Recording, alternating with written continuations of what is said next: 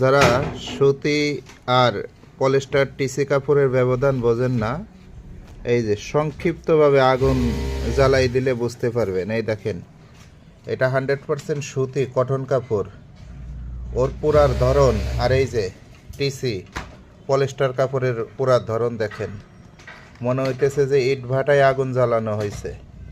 আর এই যে সুতি কাপড় পুড়তেছে মনের সুখে, এই যে, আর এই যে ধা ধা করে জ্বলিয়ে যেতেছে, কি অবস্থা, হ্যাঁ। আর এই যে সুতি, এই যে টিসি পলিস্টার পোড়ার পরে কি অবস্থা হয়েছে, এই যে আটা আটা আটা আটা হয়ে গেছে সব, এই যে স্কেল শেষ আমার, এই যে পুরো আটা আটা হয়ে গেছে। আর সুতি, এই যে নিষ্পাপ, একেবারে নিষ্পাপ, এই যে সুতি কাপড় পরতেছে, কোনো কিচ্ছু নাই, একে পুরা নিষ্পাপ, হ্যাঁ, কোনো নাড়াচাড়া নাই।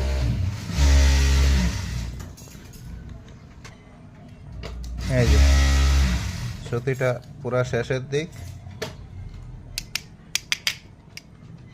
ও একসাথে মোটা করে দেওয়া ছিল তো, যার কারণে ভিতরে ভিতরে জ্বলতেছে। আর ইনি এই যে পলিস্টার টিসি, উনি তো জনম জনম ধরে জ্বলবে। আর এই যে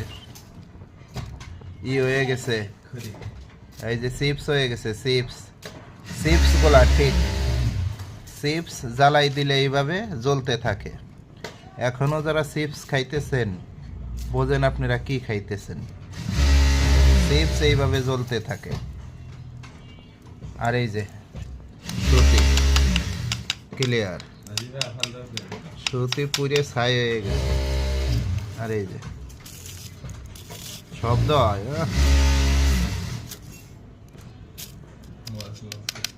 সুতির কাম শেষ, 1 ফুট জায়গা নষ্ট হয় নাই। আর এই যে